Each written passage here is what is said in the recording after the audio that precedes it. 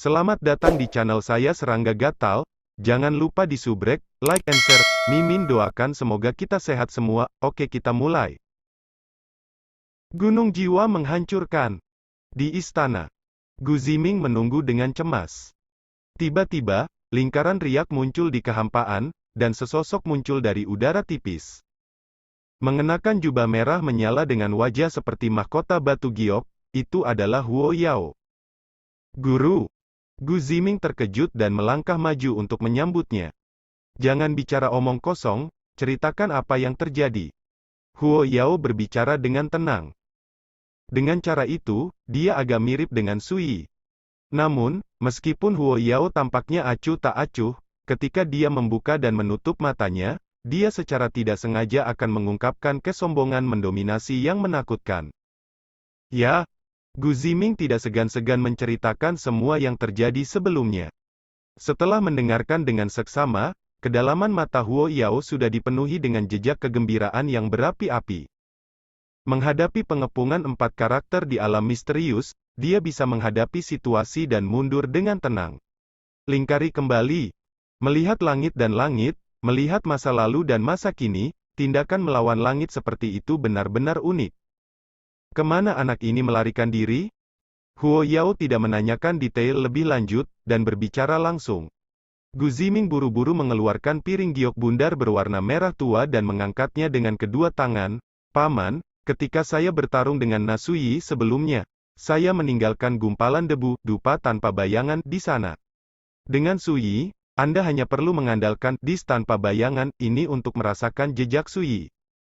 Huo Yao mengangguk sedikit, mengangkat tangannya dan menyingkirkan piring batu giok merah. Dia akan pergi ketika dia tiba-tiba teringat sesuatu, memandang Gu Ziming dan berkata, "Bisakah Anda memberitahu orang lain tentang asal-usul putra ini?" Tubuh Gu Ziming membeku, dan dia berkata dengan suara rendah, "Tuan, jangan khawatir, kecuali 4 lelaki tua di alam misterius, tidak ada yang tahu apa-apa tentang Sui." Huo Yao bersenandung dan berkata, "Kamu melakukan pekerjaan dengan baik." Suara itu masih bergema, dan sosok Huo Yao tiba-tiba berubah menjadi seberkas cahaya, menghilang dari udara tipis. Gu Ziming merasa lega, dan dia sedikit meluruskan tulang punggungnya yang tertekuk. Pada saat itulah dia menyadari bahwa bagian depan bajunya basah oleh keringat dingin. Kekuatan Paman Si semakin menakutkan. Jantung Gu Ziming berdebar. Siapa yang akan membayangkan bahwa 500 tahun yang lalu, Paman Guru belum mencapai ranah kekaisaran? Tapi sekarang, 500 tahun kemudian, Sisu sudah menjadi raksasa di alam misterius. Di langit, bulan es bersinar terang. Suyi berjalan kaki di antara gunung abu-abu dan sungai. 4 ladang itu gelap, dan ada banyak kekuatan berbahaya yang aneh dan menakutkan yang tersembunyi di dalamnya. Bahkan Kaisar tidak berani masuk ke daerah ini dengan mudah. Tapi Suyi sepertinya sedang berjalan-jalan di halaman. Di tangannya, Immortal Lei Hammer bersinar dengan cahaya samar malam abadi, berubah menjadi riak kekuatan yang tak terlihat, yang juga membuatnya berjalan di tanah tanpa bahaya. Ada ratusan mil jauhnya, dan Gunung Xianhu dapat dicapai. Selama perjalanan, Suyi mengangkat matanya dan melihat sekeliling, menilai dengan kasar di mana dia berada. Gunung Xianhu terletak di tempat misterius dan tidak dikenal di dunia bawah pemakaman Dao. Ini disebut Gunung Xianhu. Yang tidak diketahui dunia adalah pemakaman ini. Platform reinkarnasi paling misterius terletak di Gunung Xianhu. Namun, bahkan jika seseorang dapat mencapai Gunung Xianhu, hampir mustahil untuk menemukan platform reinkarnasi. Dan kali ini, Suyi menganggap platform reinkarnasi sebagai tempat untuk berkhotbah dan menjadi kaisar. Tiba-tiba, Suyi, yang terbang dalam kehampaan, sepertinya merasakan sesuatu, dan dengan langkah kaki yang hampa, matanya yang dalam melihat ke puncak gunung di kejauhan. Di sana, sesosok muncul. Suyi sedikit mengernyit, terkejut. Pada saat yang sama, sosok berjubah merah menyala itu berbalik, matanya seperti kilatan petir yang menyilaukan, menembus langit dan menatap Suyi dari kejauhan. Kemudian, ekspresi acuh tak acuh dari pemuda berjubah merah itu tiba-tiba menjadi sangat rumit. Terkejut, kagum, khawatir, tidak percaya. Namun segera, emosi yang sangat rumit ini digantikan oleh senyuman.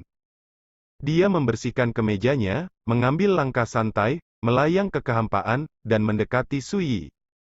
Guru, selama bertahun-tahun, murid-murid saya telah bekerja sangat keras untuk menemukan Anda. Jubah merah menyala pemuda itu memekik, dan desahan memenuhi bibirnya. Suyi menatap pemuda itu dari atas ke bawah, menghela nafas pelan, dan berkata, sayang sekali, kamu sama sekali tidak mendengarkanku, kamu menerobos dan menjadi kaisar lebih awal. Pemuda berjubah api adalah keturunan ketiganya, Huo Yao. Di kehidupan sebelumnya, Suyi pernah menjelajahi tempat kuno yang ganas dan menemukan embrio ajaib yang dipelihara di sumber api bawaan. Di dalam rahim iblis, bayi dari klan iblis roh api dikandung. Bayi ini adalah Huo Yao. Dapat dikatakan bahwa Huo Yao tumbuh bersamanya sejak dia masih kecil. Segera, Huo Yao sepertinya merasa tidak nyaman dengan apa yang dia katakan, atau mungkin dia akhirnya menemukan kesempatan untuk melampiaskan kebenciannya, dan berkata dengan marah, dalam beberapa tahun terakhir, hanya karena mendengarkanmu, saya telah menjadi lelucon di mata dunia, telah menjadi murid yang paling blak-blakan dan bodoh dari 9 warisan sejati besar dari keluarga Anda. Tuan, tahukah Anda betapa terhina dan tidak relanya saya saat itu? Menyaksikan junior dan junior lain menjadi kaisar, menyaksikan mereka meninggalkan saya satu persatu, perasaan seperti itu, tahukah Anda bagaimana menyakitkan itu? Suaranya semakin keras, menggelinding seperti guntur tumpul antara langit dan bumi. Dan wajahnya yang tampan memiliki sedikit permusuhan. Suyi mengerutkan kening dan berkata, saya katakan sebelumnya, jika Anda ingin menjadi kaisar sejati di masa depan, Anda harus benar-benar menghilangkan kecemburuan dalam pikiran Anda ketika Anda berada di alam roda roh, jika tidak, kehidupan ini ditakdirkan untuk melewatkan alam ekstrim kaisar. Di antara 9 murid sejatinya, bakat Huo Yao sangat luar biasa. Meskipun dia sedikit lebih rendah dari murid mudanya King Tang, dia jelas merupakan unicorn yang jarang terlihat dalam ribuan tahun. Tapi sejak awal, Suyi menyadari bahwa Huo Yao, keturunan dari ras iblis roh api, memiliki sifat permusuhan bawaan dalam suasana hatinya. Jika Anda tidak dapat sepenuhnya menghapus permusuhan ini, Anda tidak akan pernah berpikir untuk menyerang alam kaisar di masa depan. Karena itu, sejak Huo Yao masih berada di alam roda roh, Suyi. Tapi jelas, setelah reinkarnasi Suyi, Huo Yao telah melanggar perintahnya dan memilih untuk menghancurkan kerajaan secara langsung. Hai! Huo Yao sepertinya mendengar lelucon besar itu dan tertawa keras, Tuan, jam berapa sekarang? Anda masih menggunakan alasan semacam ini untuk menipu saya. Dia mengulurkan tangannya dan menunjuk dirinya sendiri, dan berkata-kata demi kata, apakah kamu melihat, hanya dalam 500 tahun, aku telah berkultivasi di tengah-tengah alam Xuan Yu. Boom! Jubahnya menonjol, rambutnya yang panjang beterbangan, dan pelangi api muncul di sekujur tubuhnya, mencapai langit dan tanah, seperti dewa yang keluar dari api. Dan tidak akan pernah berada di bawah kakak laki-laki dan perempuan junior. Huo Yao menatap Suyi, 60.000 tahun. Tahukah kamu bagaimana aku hidup? Kemarahan dan kebencian dalam suara itu tidak lagi disembunyikan. Suyi menatap Huo Yao sejenak, dan berkata dengan acuh tak acuh, umur hidup dari alam roda roh hanya paling lama 8.000 tahun, alasan mengapa kamu bisa hidup selama 60.000 tahun adalah karena aku telah membantu Anda untuk memperpanjang hidup Anda saat itu. Itu tidak lebih dari menghapus sepenuhnya permusuhan dalam pikiran Anda. Huo Yao terkejut, dan tertawa dalam kemarahan.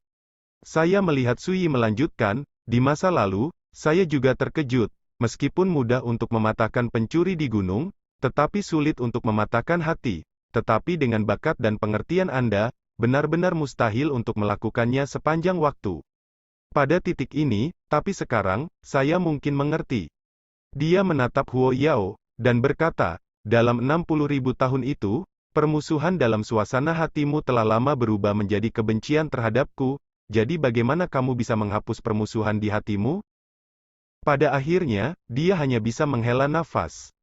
Ini disebut perbuatan salah. Semakin dia baik kepada Huo Yao, Semakin dia berharap Huo Yao akan menghilangkan amarahnya, semakin dia membenci dirinya sendiri, dan semakin dalam kemarahan dalam suasana hatinya. Ini telah menjadi jalan buntu. Dan ketika dia mendengar kata-kata Sui, Huo Yao penuh dengan ejekan dan penghinaan, dan berkata, "Omong kosong macam apa? Jika saya benar-benar memiliki masalah dengan suasana hati saya, mengapa saya masih bisa membuktikan Dao? Sebagai kaisar, hanya dalam 500 tahun, menginjakan kaki di panggung tengah alam neter yang mendalam?" Ekspresi Sui menjadi dingin. Huo Yao dibesarkan olehnya, tetapi sekarang dia menganggapnya sebagai musuh, yang membuatnya merasa tertekan dan lesu. Diam sejenak, lalu berkata, "Awalnya, adik perempuanmu mengatakan bahwa Suancu Senjian yang aku serahkan kepada saudara perempuan keempatmu untuk diamankan telah dicuri olehmu, benarkah?" Mata Huo Yao berkedip dan dia mencibir, "Pelacur kecil King Tang telah datang untuk menjebakku lagi. Karena guru bertanya tentang ini, aku mungkin juga mengatakan terus terang, suster junior Jin Kui yang mematuhi kakak senior. Dan mengambil inisiatif untuk menyerahkan cermin ilahi dari awal mutlak kepadaku." Sui bertanya lagi, "Apakah Anda menggunakan cermin ilahi awal mutlak untuk menghilangkan kekuatan penghalang Taixuan Dongtian?" Cermin ilahi dari awal yang mutlak dapat mengontrol kekuatan formasi terlarang Taixuan Dongtian.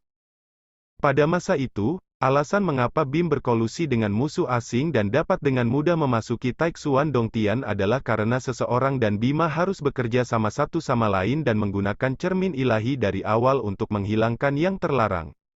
Pembentukan Taixuan Dongtian.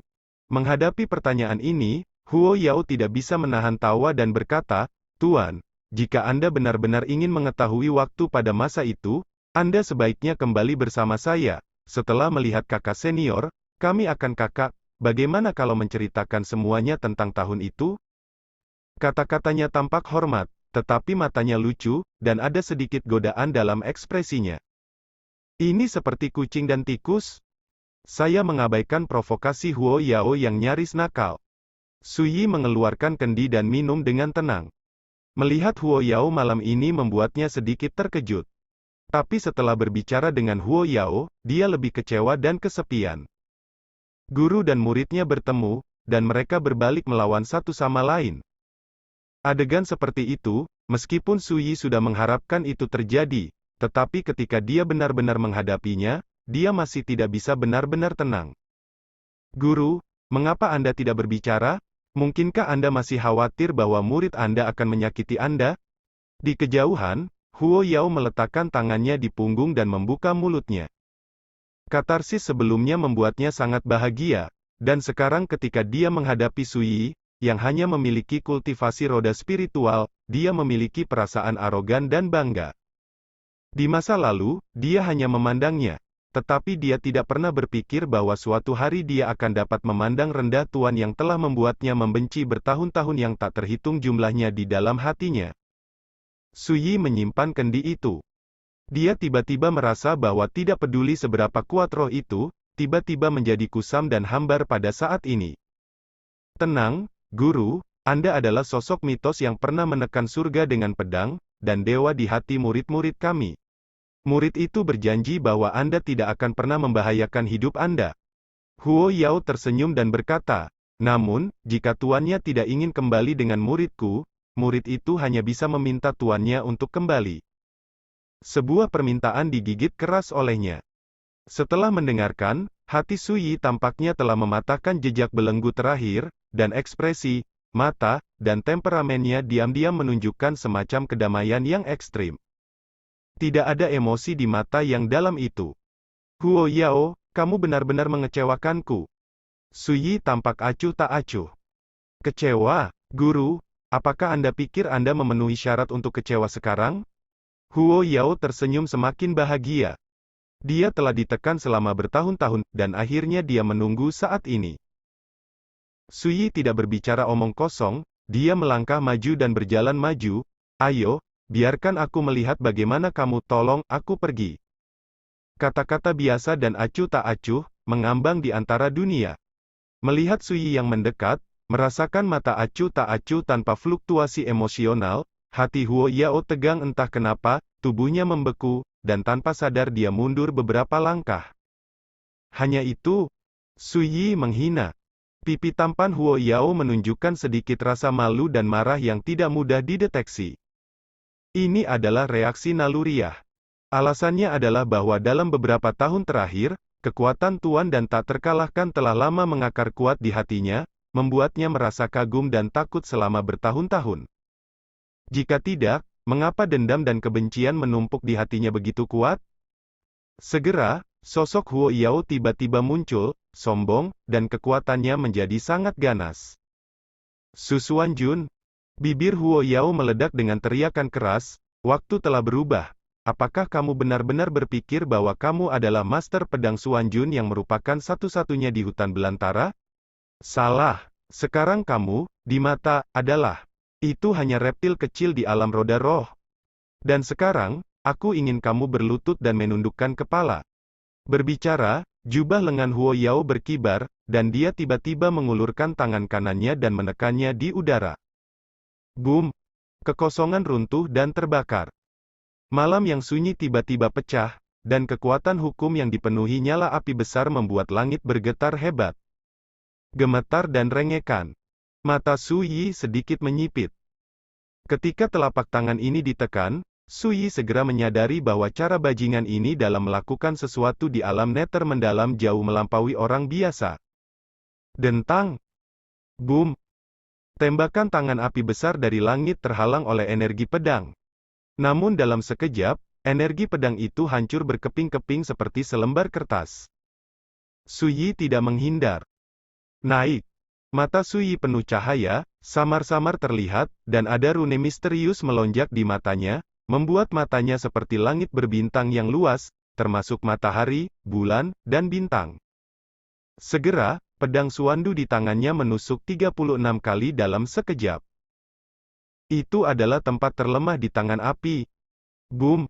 Suara tabrakan yang mengejutkan terdengar, dan energi pedang menebas tangan api. Terlihat dengan mata telanjang, tangan besar api itu bergetar hebat, dan kemudian meledak dengan ledakan hanya 3 kaki di atas kepala Su Yi. Di kejauhan, Huo Yao tidak bisa menahan kagum, dan berkata, guru layak menjadi orang pertama yang pernah berdiri sendiri di jalan ilmu pedang di gurun besar. Pukulan seperti itu hanya merampas keberuntungan kita. Segera, dia menggelengkan kepalanya lagi.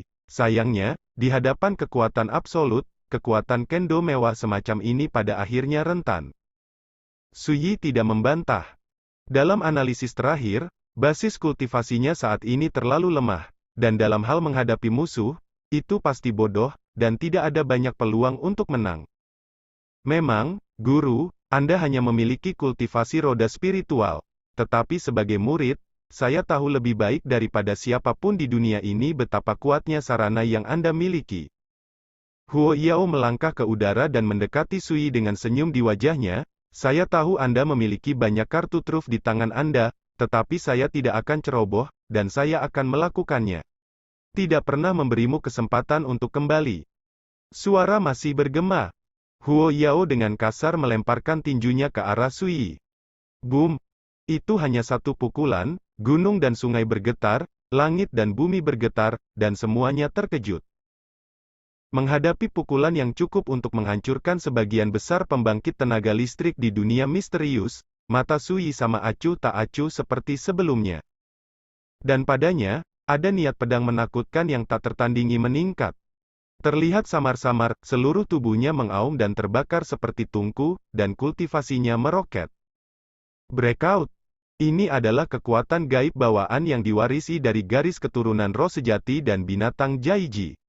Setelah digunakan, Taoisme dapat digandakan dalam waktu singkat. Namun, setelah merapal mantra ini, Castor akan jatuh ke kondisi yang sangat lemah dan lemah. Sejak reinkarnasi dan kultivasi, Su Yi tidak pernah dipaksa ke level ini. Tentu saja, dia tidak pernah menggunakan teknik rahasia seperti itu sama sekali. Tapi saat ini, dia tidak peduli tentang itu. Suka atau tidak, dia harus mengakui bahwa sekarang Huo Yao adalah musuh yang sangat menakutkan. Cukup tangguh untuk membuat sebagian besar keberadaan di alam misterius di dunia hanya bisa menahan alis mereka. Pergi ke Su Yi menggoyangkan pergelangan tangannya dan menusuk dengan pedangnya. Energi pedang yang dahsyat meledak seperti tanah longsor dan tsunami.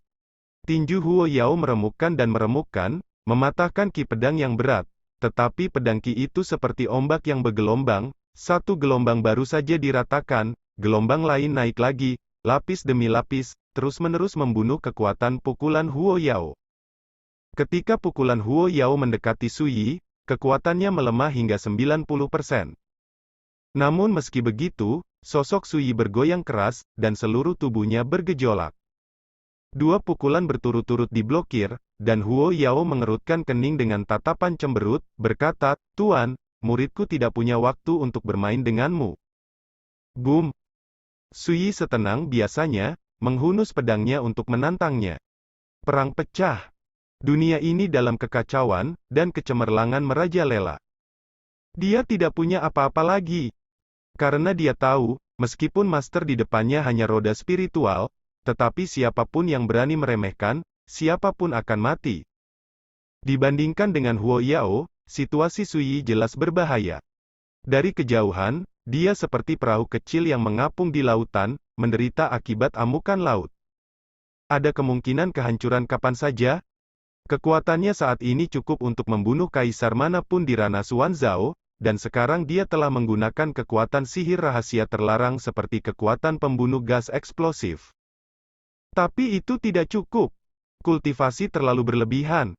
Ini adalah kelemahan yang fatal.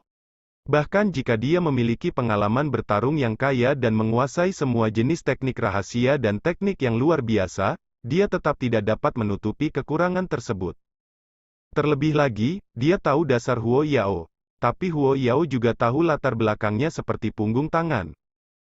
Pertarungan seperti itu tidak diragukan lagi yang paling berbahaya. Selama pertempuran, Huo Yao sekuat dewa, dan dia bangga. Apa artinya menggoyang pohon dengan burung hantu? Apa artinya memukul batu dengan telur? Ini dia. Suara itu masih bergema, dan dia tiba-tiba melenturkan jarinya. Dentang! Xuandu Sword berteriak keras. Kekuatan jari Huo Yao seperti palu raksasa dewa yang menghantam pedang Xuandu, dan kekuatan mengerikan itu meledak, menyebabkan pedang Xuandu segera dihancurkan, dan retakan muncul di badan pedang, samar-samar ada tanda-tanda runtuh. Pada saat yang sama, tubuh Su Yi mundur beberapa meter, wajah King Jun pucat, dan sedikit darah menetes dari sudut bibirnya. Terluka. Hal ini membuat Huo Yao semakin bersemangat, dan dia menghela nafas dengan emosi. Murid ini tidak pernah membayangkan bahwa suatu hari aku akan bisa menggertakmu seperti ini. Hahaha. Dia tersenyum liar. Ekspresi Su Yi menjadi semakin acuh tak acuh, tidak sedih atau bahagia. Dia telah mengalami pertempuran ganas yang tak terhitung jumlahnya dalam hidupnya, dan dia telah menghadapi banyak bencana hidup dan mati. Jadi bagaimana dia bisa membawa cedera ini ke jantung? Dia menyingkirkan pedang Xuandu, tiba-tiba mengeluarkan Immortal Hammer, dan menjatuhkannya ke udara. Dentang! Dunia ini seperti gong, gunung dan sungai bergetar. Dalam semburan cahaya dan hujan, sosok Huo Yao terguncang, dan dia mundur beberapa kaki di kehampaan. Sekian dulu update-annya, tunggu lanjutannya di channel saya Serangga Gatal, di subscribe ya guys. Terima kasih.